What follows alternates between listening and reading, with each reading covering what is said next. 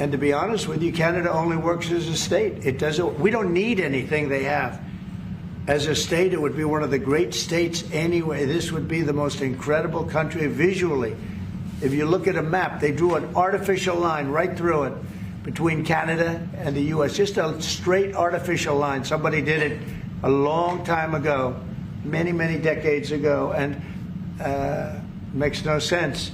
It's so perfect as a great and cherished state.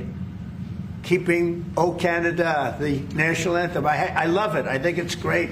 Keep it. But it'll be for the state, one of our greatest states.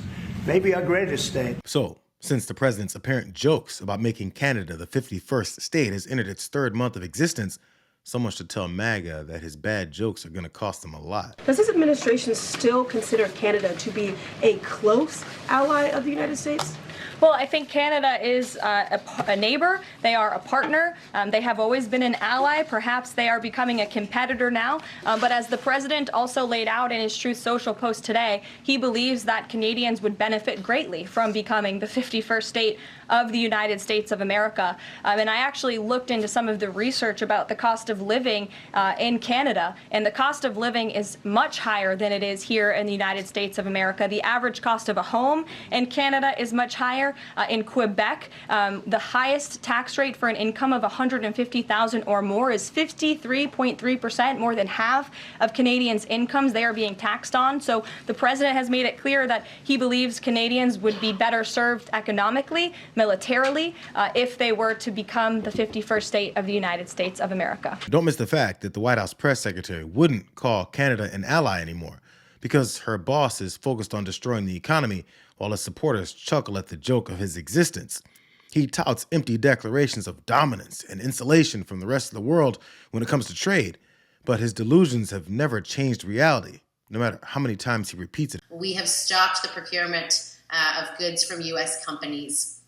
We have looked at replacing service contracts to U.S. companies as well. We're actually going so far as to look at every single engagement with Americans. And there's a look right now at our fleet vehicles and whether we need to sell off the vehicles in our fleet that are from companies that are seeking to do New Brunswickers harm.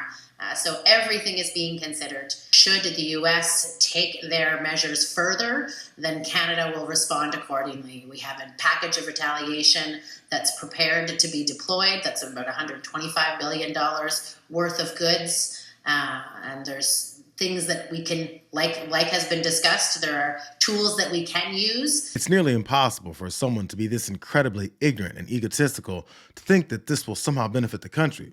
Well, Trump obviously has some alternative motives behind his daily push to isolate us, even from our two neighboring countries and allies, which he definitely thinks would solely benefit himself and his Russian bosses. So it might be about time to stop analyzing whether or not he actually thinks this is good for the country. I'm going to say this at risk of my job, Kelly, but what President Trump is doing is insane. It is absolutely insane. It is about the 8th reason we've had for the tariffs. And now he's saying he's putting 50% tariffs on Canada unless they agree to become the 51st state. That is insane. There is just no other way of describing it. And the trouble, Kelly, is that it shows there are no bounds around President Trump. This is very different from the first administration, where there were people around him who seemed to, I don't know what the word is, but smooth over some of the edges now. And the other thing that's not talked about, Kelly, is what's going on within the administration in terms of how they're treating the Constitution and laws. I think all of that is bad for the attraction of capital. And the gentleman from Bridgewater is 100% right. We need massive amounts of capital if we want to fund our deficits, pay for the things we want to pay for, sell our bonds, and have high stock prices. And it seems as if this administration is doing everything it can to chase foreign capital away. So no one from CNBC, Fox Business, Wall Street Journal, or really anywhere else can convince a madman to stop driving the car off the cliff. It's literally indefensible, considering the same tired lines he uses for everything that he claims. Look, we've been treated very unfairly by Canada. We've been treated very unfairly by Mexico. But we've been treated very unfairly by every country all over the world. The European Union is horrible, horrible. And we're going to get it back. Still haven't heard much about how unfair Vladimir Putin and Russia are to our interests.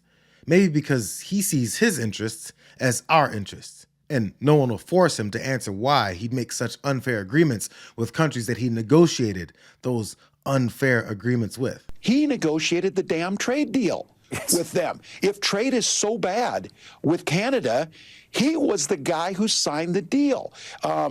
It defies logic. But look, I think this is how he ran business. He stiffed contractors. He stiffed workers. He doesn't pay his bills. He declares bankruptcy. The one thing is, his claim that he's the business president, he is the worst possible business executive that I have ever witnessed. And I hope, this is what we need. I need the business community to speak up. The Wall Street Journal, thank you. Thank you for saying this is the stupidest trade war, because I've been saying it. And so now I can go back to my constituents, Republican constituents, and say, this is the reality of what you're facing.